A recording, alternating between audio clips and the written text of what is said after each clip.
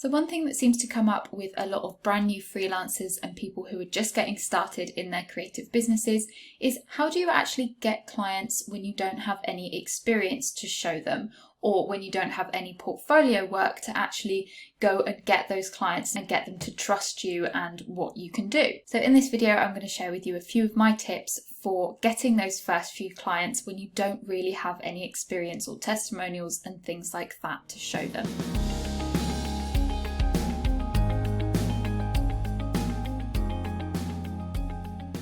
Hi, if you're new here, my name is Anna. I am a designer and online educator at biozanna.co.uk, and here on YouTube I share all types of content to do with business, marketing, productivity, tech tutorials and all of that good stuff. So if you like that kind of content, don't forget to hit the subscribe button and give this video a thumbs up.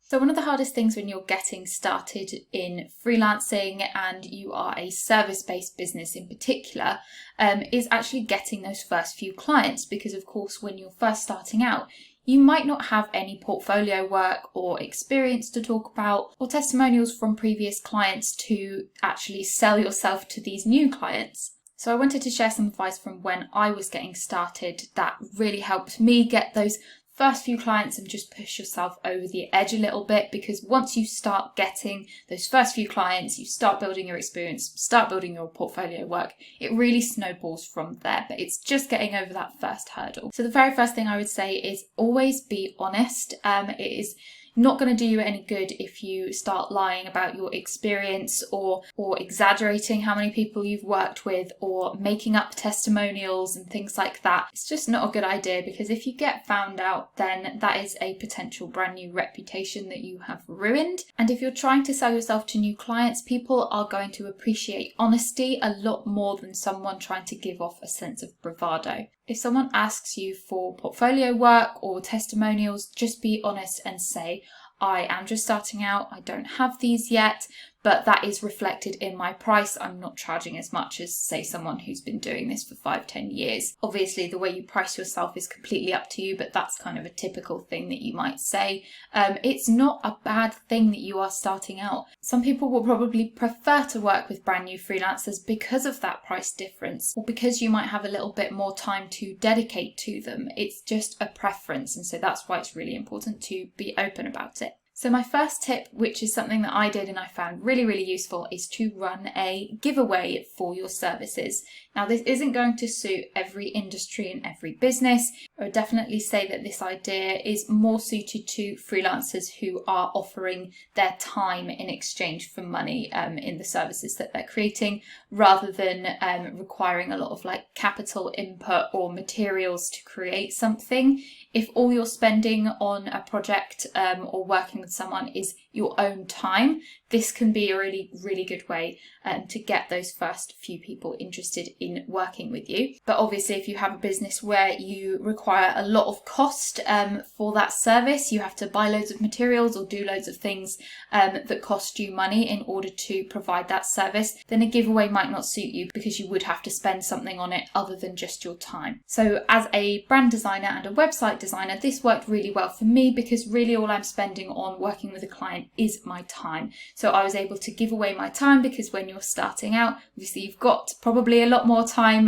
than people who are more established, and that's why you're out there looking for clients. So this really suited me, and what I did was specifically offer a giveaway of my core services, because I knew that when people were entering my giveaway, that would mean that I would get the information of lots of people who were interested specifically in my services. So I was actually collecting email addresses. I said, if you would like a free logo design, I'm just starting out. If you would like a free logo design, enter your email address and you'll be entered to win this as a giveaway prize. And what that meant was I then grew an email list of people who were really interested in having a logo designed. So that's a list of primed potential clients for me that I could use in the future. And this works better than offering a giveaway of something like a peripheral product or service, for example, because that might not have built me a list of the exact relevant people that I wanted. So not only did I build an email list from this, obviously I then got to work with a client. I then got to build out my portfolio work. So obviously we did the logo project, I created the logo, and then I had something to display on my portfolio. I could then share that on social media. I also got a testimonial from them, and because I did a good job, they then went on to refer me onto other people who were interested in having a logo design. So it kills a lot of birds with one stone. You don't have to run a giveaway though if you feel that it might devalue what you're offering or just be something that you're not keen on doing.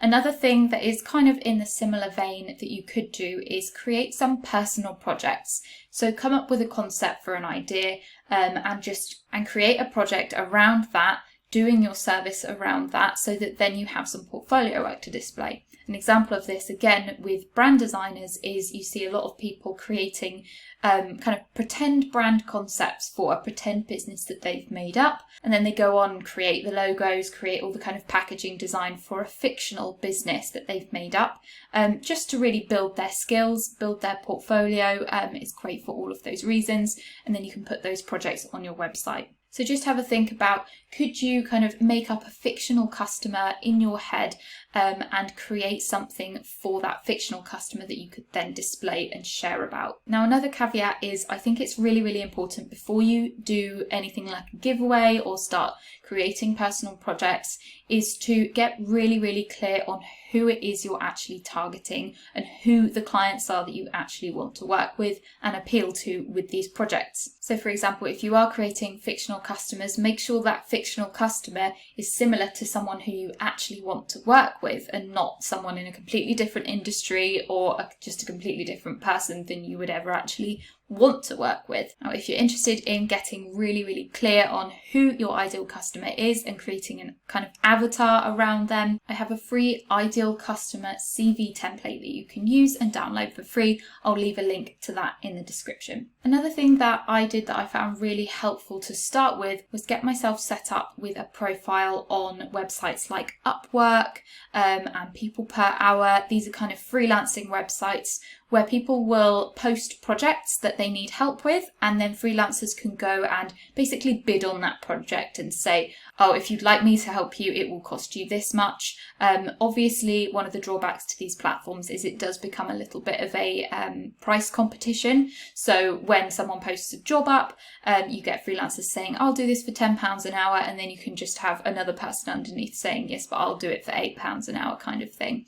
And obviously, once you build up your portfolio work and build out your profile on there, then people will probably be willing to pay you a little bit more. But to start with, if you've got some spare time and you want to work with paying clients, then this is a great way to find jobs and respond to job ads for freelance work. Another thing that you can do is actually get in touch with people in your industry, potentially people who are offering the same, if not similar services to you, and just get in touch and say, look, I'm starting out. If you need any help on any projects, or you want to collaborate with someone on a project, or you just need a helping hand or you've got too much work going on, I'm here, I've got space, I could take on any overflow work or any tasks that you maybe don't want to do. And this is a nice way to kind of start building a referral network with people, build relationships in your industry. And sure, you might get a few no's from some people, but it's always worth asking because oftentimes more established freelancers do need extra help with working with clients. Another option, if you don't want to give away your work for free or do personal projects where you're literally not getting anything in exchange for the work that you're putting in, is to do a service exchange with another freelancer. And again, this is a great way to build a referral network, or just network with other businesses in general. So for example, again, if you are a logo or brand designer, you could get in touch with a local photographer and say, would you be interested in doing a service swap where you could take my brand photos, my portrait shots, and in exchange I will design your logo, for example. This is actually something I did at the beginning as well. I offered a free logo design to a photographer that I met on Instagram, and she took some headshots and photos for me. And interesting fact, we are now best friends, and we have been for the last kind of 5 years now. So again, a great way to build up your portfolio and also make friends and build a network while you're at it.